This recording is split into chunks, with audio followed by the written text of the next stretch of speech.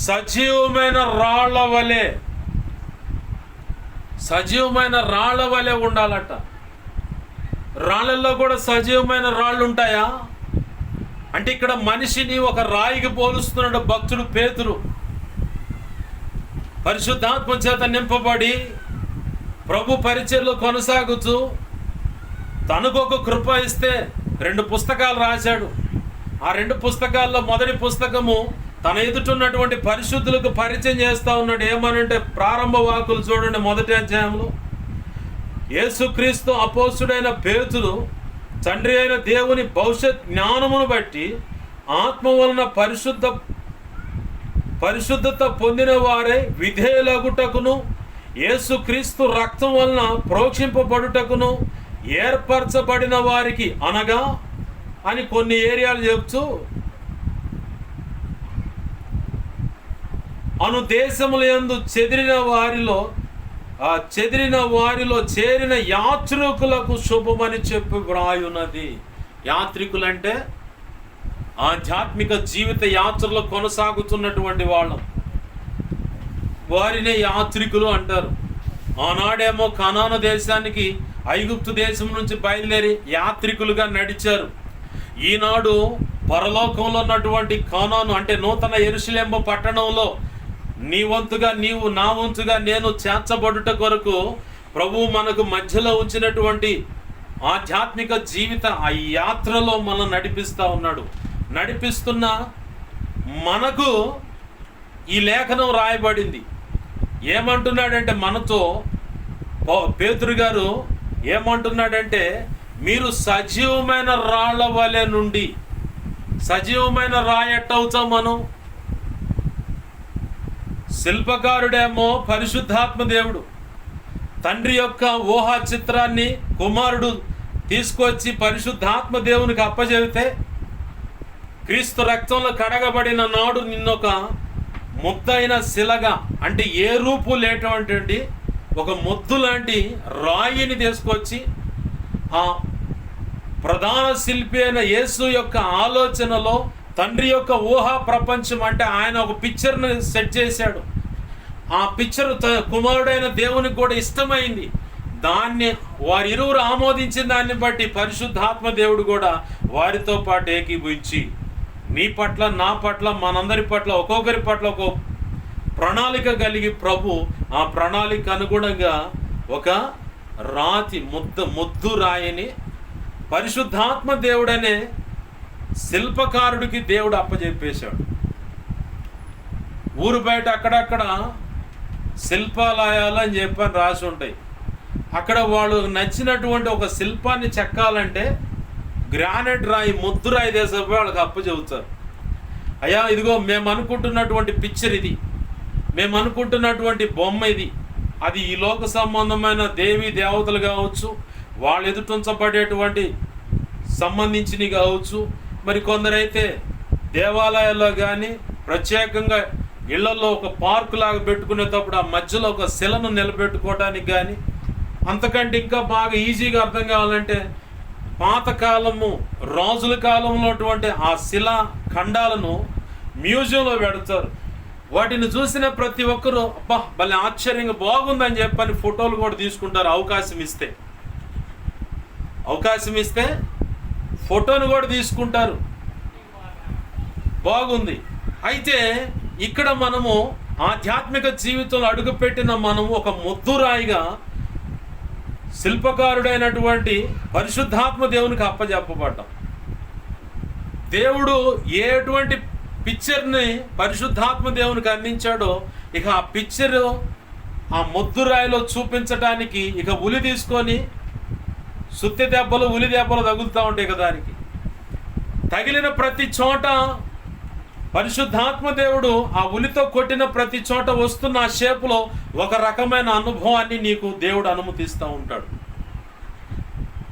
ఒక్కొక్క షేపులో ఒక్కొక్క రకమైన అనుభవాన్ని, ఆధ్యాత్మిక అనుభవాన్ని, భౌతికమైన అనుభవాన్ని కూడా నీకు నీ బ్రతుకులోకి అన్వయించి ఆ ఇరుక్కు కానీ, ఆ కరువు కానీ, ఆ ఆర్థిక ఇబ్బంది కానీ, ఆ రోగ స్థితి కానీ, ఆ నయం కానీ జబ్బు పరిస్థితి కావచ్చు, ఆ నింద అవమానం కావచ్చు, ఆ లేమిడి పరిస్థితి కావచ్చు, వస్త్రహీనత కావచ్చు, ఏమి ఇతరులను సహాయం అడిగే పరిస్థితి కావచ్చు, ఇతరుల దగ్గర నుంచి నువ్వు సహాయం పొందే విషయం కావచ్చు, ఇలా ఎక్సెట్రా ప్రతి అనుభవంలో ఒక షేపులో అక్కడ చెక్కిన దాన్ని బట్టి ఒక అనుభవ పాఠం నువ్వు నేర్చుకుంటావు. ఈ అనుభవ పాఠం నేర్చుకున్న దాన్ని బట్టి అక్కడ పరిశుద్ధాత్మ దేవుడు ఆ శిలను చెక్కుతున్నప్పుడు ఒక అనుభవాన్ని చూపిస్తూ ఉంటాడు. అక్కడ ఆ పిక్చర్ అంతా అయిపోయిన తర్వాత దాన్ని తెచ్చి బాగా చక్కగా నునుపు కనపడటానికి, అదేదో షైనింగ్ కనపడటానికి ఏదో ఆయిల్ రాస్తారు, చక్కగా నెగనెగలాడుతూ ఒక మంచి అద్భుతమైన శిలాఖండాన్ని, అంటే ఒక శిల్పాన్ని, ఒక బొమ్మను తీసుకొచ్చి ఆడ పెడతాడు. దాన్ని చూసిన ప్రతి ఒక్కళ్ళు అబ్బా భలే చెక్కాడు శిల్పకారుడు, ఎవరో కానీ మొత్తానికి చాలా నైపుణ్యత కలిగిన వ్యక్తిలాగా ఉన్నాడు, ఈ షేప్ ఉంది చూడు భలే ఉందని చెప్పని అనుకుంటారు. ఆ బాగుందని ఇతరులకు నచ్చే విషయమే జీవము కలిగినటువంటి పరిస్థితి. ఆ ఇతరులకు నచ్చే పరిస్థితి ఎలా ఉంటుందంటే, నువ్వు ఎదుర్కొన్నటువంటి ఆ నింద, స్త్రీ వల్ల నింద కావచ్చు, పురుషుడి వల్ల నింద కావచ్చు, ఇరుకు ఇబ్బంది కావచ్చు, చెయ్యరాని పొరపాటు అనే నింద నీ మీద మోపొచ్చు. ఈ అనుభవాల్లో వెళుతున్నటువంటి ఇలా అనేకమైన అనుభవాలు ఖచ్చితంగా ప్రభు అనుమతిస్తాడు. ఆ అనుభవాలు ఖచ్చితంగా ప్రతి ఒక్క వ్యక్తి నడవాల్సిందే. నడవనని మొరాయించిన బడికి పోనన్న పిల్లను కనుక బెయ్యమని బాధ కూడా తీసుకొని పోయినట్టు దేశపోతాడు ఆయన. ఆ అనుభవంలో దేశపోయి ఆ అనుభవాన్ని నీకు రుచి చూపించే ఇంకొక నెక్స్ట్ అనుభవంలోకి నిన్ను తీసుకెళ్తాడు. నేను రానని మొరాయించిన తల్లి కానీ తండ్రి కానీ వదిలిపెట్టకుండా తన్నుకుంటా దేశపోతారు. మేము చదువుకున్నప్పుడు అదే చేశారు. దుమ్ముగా తన్నుకుంటా దేశపోయి టీచర్ గారికి మాస్టర్ గారికి అప్పచెప్పి ఇంకా 4 ఎరగ తీసి తన్నాయన వాడికి చదువు నేర్పు, ఆ పిల్లలకు చదువు నేర్పు. అసలు నా తోటి క్లాస్మేట్స్ ఆడపిల్లలు అయితే ఇళ్ళకాడ వాళ్ళు దన్నిన దాన్ని బట్టి, టీచర్లు దన్నిన దాన్ని బట్టి గుడ్డలన్నీ ఖరాబు చేసుకున్న పరిస్థితులు నేను చూశాను. అయినా సరే వదిలిపెట్టలాడు, చదువు ఖచ్చితంగా చదువు. తల్లిదండ్రులు తన్నేవాళ్ళు, ఇటు మాస్టర్లు టీచర్లు కూడా తన్నమని చెప్పేవాడు. ఇప్పుడు మా అమ్మాయి మీద చేయెత్తావంట, మా అబ్బాయిని కొట్టావంట, కొట్టబోయావంట అని చెప్పి తల్లిదండ్రులు పోయి టీచర్లు మాస్టర్లు అంటున్నారు. చదివేమో బుద్ధాడికి గర్వం బుద్ధి తప్ప, గర్వం అహంకారం, మిడిసిపడేటువంటి మాటలు, కారు కోతలు కూసి 4 చన్నులు తిని కాలు చేయి ఎరగొట్టుకొని ఇంటికి వచ్చాడు. ఏమైందిరంటే చెప్పడం, మళ్ళీ ఏమైందిరంటే చెప్పడు. ఈ నోరు దురద వల్ల, నోటి దురుసు వల్ల తన్నులు తిని వచ్చింది ఆ సంగతి చెప్పడు. ఎందుకంటే ఇంట్లో ఇంకా 4 తంతారని. ఇప్పుడు అలాంటి బ్యాచ్ ఉన్నారు, ఒకప్పుడు లాంటి బ్యాచ్ లేరు. ప్రభునందు ప్రియమైన దేవుని బిడ్డలు గమనించండి. ఇక్కడ శిల్పకారుడు ప్రభు తండ్రి అయిన దేవుడు నిర్ణయించిన దాన్ని బట్టి, కుమారుడైన దేవుడు నిర్ణయించిన దాన్ని బట్టి సజీవమైన రాయిగా నిన్ను సిద్ధపరుస్తాడు. ఎలాంటి అనేకమైన అనుభవాల యొక్క రంగరింపు, ఆ రంగరింపుతోనే ఆ యొక్క శిల అనేకమైన ఉలి దెబ్బల ద్వారానే ఆ శిల శిల్పంగా మారుతుంది. అలాగనే నీ జీవితంలో, నా జీవితంలో, మనందరి జీవితాల్లో పరిశుద్ధాత్మ దేవునికి నన్ను ఒక ముద్దురాయిగా అప్పచెప్పాడు దేవుడు. కుమారుడైన దేవుడు కూడా ఇష్టపూర్వకంగా అప్పచెప్పాడు. ఎందుకో తెలుసా?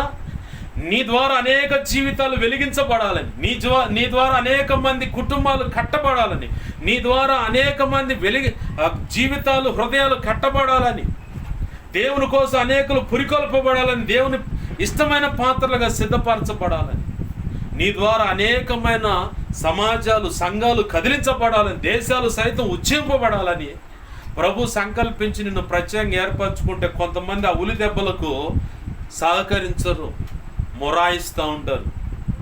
మొరాయించినా కానీ ప్రభు మొరాయించిన దాన్ని బట్టి ఇంకొంచెం 4 దెబ్బలు కొట్టైనా సరే వంచే, 4 దెబ్బలు కొట్టైనా వంచే ఆ కాడి కిందకు తీసుకెళ్తాడు. హెస్కేల్ గ్రంథంలోనూ ఇర్మియా గ్రంథంలోనూ ఒక మాట ఉంది, కాడికి లోబడని కోడెకు దెబ్బలు తగులుతేనే ఉంది. కాడికి లోబడని కోడె అంటే ఏంటది? ట్రైనింగ్ ఇచ్చేటప్పుడు చిన్న యవ్వనంలో ఉన్నటువంటి కోడెదోళ్లకు కాడిమానేస్తారు. మొగదాడు బోరవు. మొగదాడు అనేది ఇక్కడ కరెక్ట్గా ఈ కమ్ముకు ఇటు నుంచి ఆ దానికి దప్పడంతో పొడిసి దారం లాగుతారు. దాన్ని మొగదాడు అంటారు. దాన్ని అప్పుడే పొడవరు. ముందు చేసే పని ఏంటంటే కాడిమాను 2 మీద వేసి కొన్ని రోజులు తిప్పుతారు, ఆ తర్వాత చిన్న టైర్ కడతారు, ఆ తర్వాత ఆ టైర్ మీద ఒక బత్త మట్టి వేస్తారు, ఆ తర్వాత ఆ బత్త మట్టితో కాకుండా దాన్ని సాగలాగే రైతు కూడా నిలబడతాడు, ఆ తర్వాత చిన్నగా ఒక ఎద్దల బండి కడతాడు, ఆ తర్వాత సెగడా బండికి అడ్డంగా కాడిమాను అడ్డంగా వేసి అసలు గాలు తిరగవు కానీ లాక్కొని పోవాలి. ఇట్లా ట్రైనింగ్ చేస్తారు. ఆ ట్రైనింగ్ చేసినప్పుడు ఆ కోడె మొరాయించింది అనుకో, చండ్రకోలు దెబ్బలు, ముళ్ళుగార దెబ్బలు, ముళ్ళు పోట్లు పడతాయి. అట్లనే ఈ ప్రధాన శిల్పిగా ఉన్నటువంటి త్రియేక దేవుడికి ఉన్నటువంటి యేసయ్య ఏర్పాటు చేసినటువంటి ఆ చెక్కడు పని, ఆ ఉలి దెబ్బలు, సుత్తె దెబ్బలు పడటానికి ఇష్టపడని వారికి ఇట్నే తగ్గుచ్చి, కానీ ఖచ్చితంగా ఆ పని మాత్రం ఆయన చేసుకుంటాడు. 4 దన్నైనా సరే లైన్లో పెట్టుకుంటాడు. ఎప్పుడైతే అది దేవునికి ఇష్టమైన రీతిగా ఆ శిల్పం చెక్కబడుతుందో దాని ప్రకారంగా అనేకులు దాన్ని ఆకర్షిస్తారు. ఎలాగో ఒక చిన్న ఉదంతాన్ని చెప్తాను. దైవజనుడు అద్దంకి రంజిత్ ఫిరయ్య గారు